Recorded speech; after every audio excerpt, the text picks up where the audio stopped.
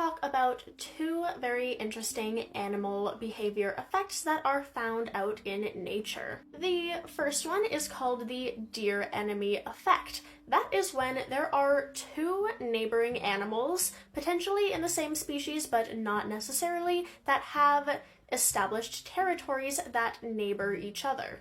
Each individual has their own specific spot of land that they kind of stay in and hang out in, and it is very well established between the two.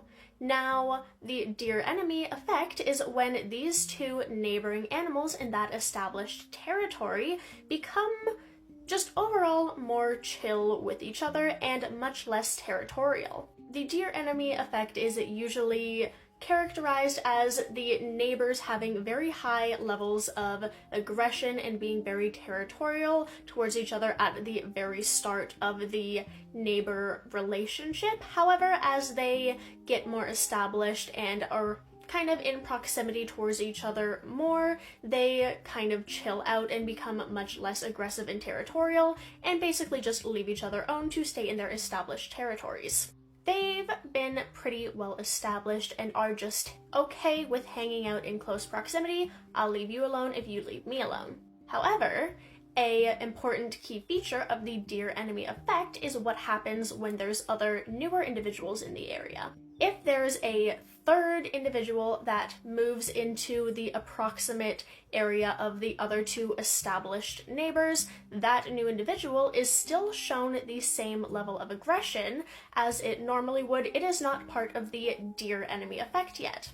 For example, if the two initial individuals started out at an aggression level of 5 and have gradually chilled down towards a 1 or a 2 level of aggression, that new individual is not also at a level 2, it is right back up to a level 5 with both of the neighboring individuals, while them with each other are at the relatively calmed down level of, say, like a 2.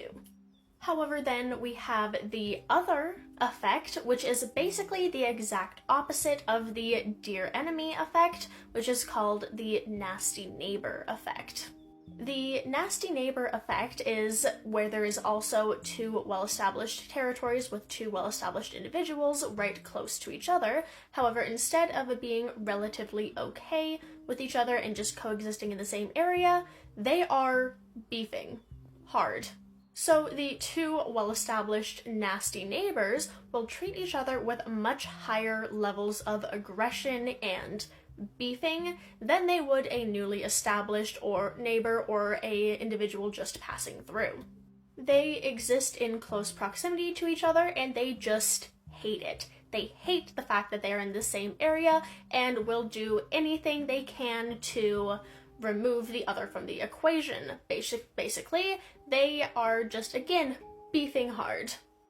The deer enemy and the nasty neighbor effects have been observed in pretty much every type of animal, in birds, in mammals, in invertebrates, in fish, all of that. It's been observed quite widely. However, which one happens, the nasty neighbor or the deer enemy, kind of depends on what species are in the area, how close together they are, the proximity, and just kind of the overall ecosystem. So it can vary based on which environment that they're in, the factors, the resources, and all that.